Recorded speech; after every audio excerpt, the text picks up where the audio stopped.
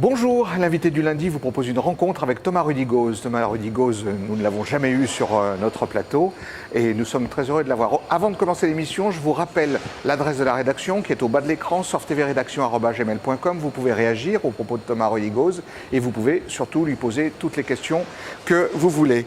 Thomas Rudigoz, bonjour. Bonjour Damien.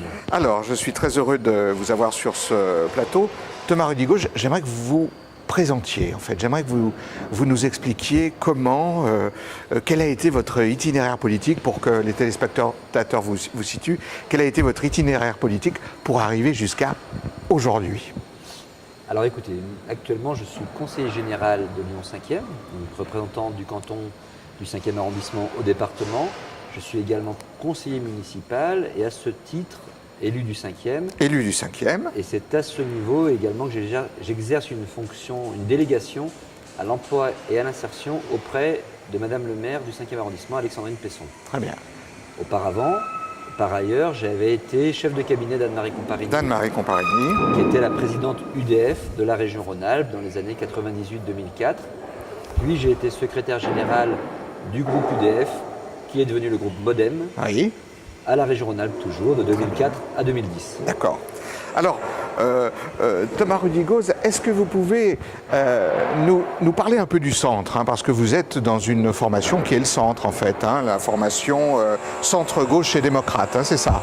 Alors ça, c'est le groupe que j'ai créé avec des amis oui. à la ville de Lyon et à la communauté urbaine de Lyon, puisque je siège dans les deux assemblées. Dans les deux assemblées. Avec d'autres amis qui sont Éric Desbos, Catherine Panassier, oui. Céline Faury-Gauthier. Oui. Nous avons donc créé ces deux groupes. Par ailleurs, moi-même, actuellement, je ne fais partie d'aucune formation politique nationale. Oui. C'est un choix personnel suite à un certain nombre d'évolutions, un certain nombre d'histoires. Vous trouvez que le centre a trop de bords, que le centre est trop grand, trop large, trop... Il y a tellement de centres à Lyon. Il y a tellement de centres. Et moi, j'ai toujours été quelqu'un qui a adhéré au centre. Depuis les années Comparini, c'est elle qui m'a fait découvrir Anne-Marie Comparini que nous saluons parce qu'elle regarde Surf TV, hein, je vous le dis, voilà, Anne-Marie Comparini, voilà, que nous saluons. Et de respect que je continue à avoir régulièrement. Oui. À cette époque-là, nous avions une famille politique qui était extrêmement forte, extrêmement puissante, même on peut dire. Après, pour un certain nombre de raisons, mais on ne va pas faire le résumé d'une telle histoire sur votre plateau, ça mériterait vraiment une histoire, enfin une émission entière. La famille a explosé. Oui. La famille a explosé, il s'est trouvé que plusieurs chapelles se sont créées. À un moment donné, moi, c'est vrai que c'est quelque chose... C'était la famille centriste ou la famille du Modem? C'était la famille centriste que représentait le Modem essentiellement. Oui. Qui était vraiment l'incarnation du centre en France, qui constitue encore un mouvement centriste reconnu, qui a beaucoup perdu de son poids.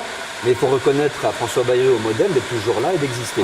Moi-même, j'ai été au Modem pendant un certain nombre d'années, à l'UDF auparavant, puis à un moment donné, j'ai pris mes distances, c'était suite au régional de 2010, parce que je n'étais plus d'accord avec la stratégie de François Bayrou, avec qui pourtant je garde un certain nombre de contacts, et beaucoup de mes amis sont encore membres du Modem, ça montre que j'ai toujours de la sympathie pour ce mouvement. Néanmoins, il y avait vraiment une différence un petit peu de stratégie politique et donc à ce moment-là, j'ai pris mes distances. Néanmoins, moi je reste centriste dans l'âme parce que c'est quelque chose qui constitue un peu mon ADN politique. Bien sûr.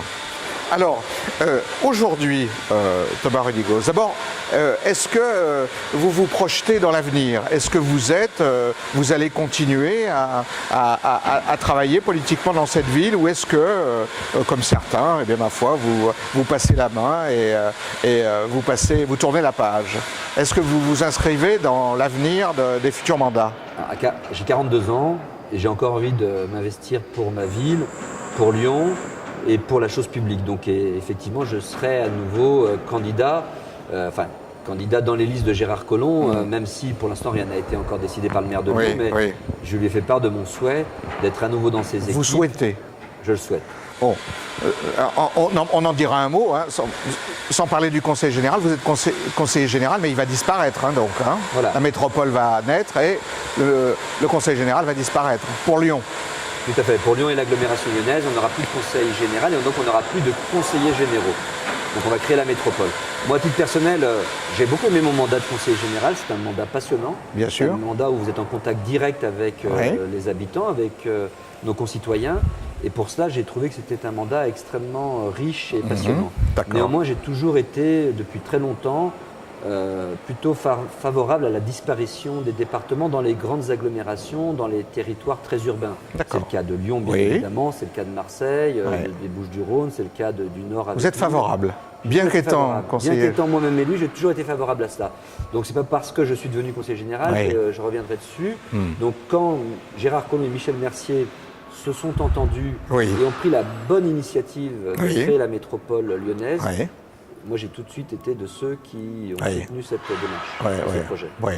Alors, est-ce que vous faites, Thomas de Rudigoz, est-ce que vous ne faites pas un peu partie de ce rêve de Gérard Collomb? Vous savez que Gérard Collomb rêve du centre, hein, il le dit souvent avec humour.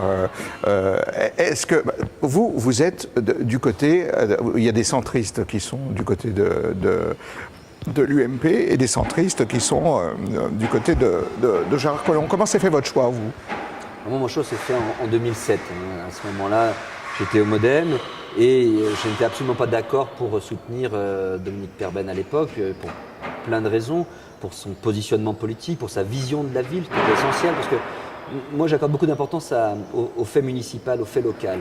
C'est très bien d'être inscrit dans des partis, c'est très bien de militer dans des partis, mais à un moment donné, il faut aussi œuvrer au plus proche de son territoire, de ses habitants. Donc, à un moment donné, moi je n'avais rien a priori contre Dominique Perben, mais quand j'ai compris à peu près ce qu'il voulait faire de la ville, la vision qu'il avait de la ville, elle était très éloignée de ma vision de la ville. C'est sur son programme, vous, que vous avez eu un peu C'est sur son programme et sur ses alliances politiques qui laissaient entendre qu'à un moment donné, il allait tourner barré très à droite, hein, donc avec les milionistes, clairement.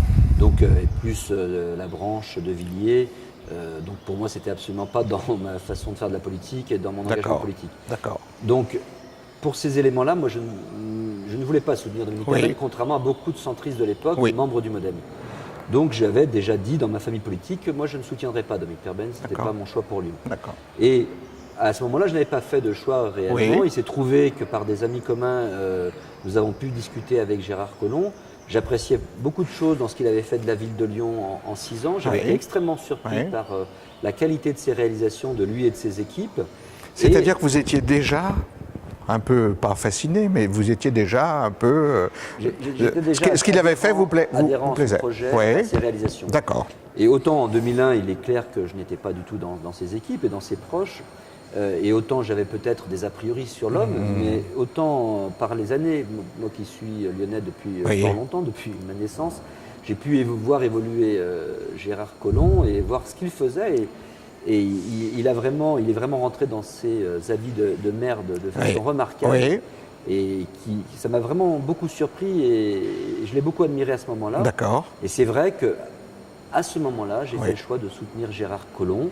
Avec un certain nombre de mes amis, on a clairement dit, nous, on sera avec les équipes de Gérard Collomb, peu importe ce qu'on nous dira au niveau national, parce que c'est vrai qu'il y avait des pressions amicales et pressantes pour que nous fassions pas cela.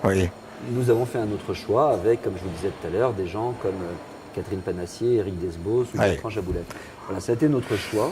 Merci, c'est courageux d'expliquer tout ça, Thomas Rudigoz, hein, parce que comme vous le savez, au centre, il y a beaucoup de discussions et c'est très intéressant. Actuellement, je pense que la majorité des centristes, je ne dis pas que d'autres centristes n'iront pas avec Michel Avare, hein, et je respecte ces gens-là à titre personnel, humainement, mais je pense qu'une grande partie des centristes, qu'ils soient affiliés à un parti ou qu'ils soient par leur tradition et par leur action centriste, vous le verrez dans quelques temps, ils seront du côté de Gérard Collomb. Thomas Rudigoz, sur ces bons mots, nous nous quittons. Je rappelle auparavant au bas de l'écran l'adresse de la rédaction, surftvrédaction@gmail.com. Vous pouvez réagir à l'émission, vous pouvez poser toutes vos questions à Thomas Rudigoz, que nous recevrons bientôt pour compléter cette émission, que nous recevrons bientôt sur notre plateau. L'invité du lundi se termine. La semaine prochaine, nous aurons un autre invité. À bientôt.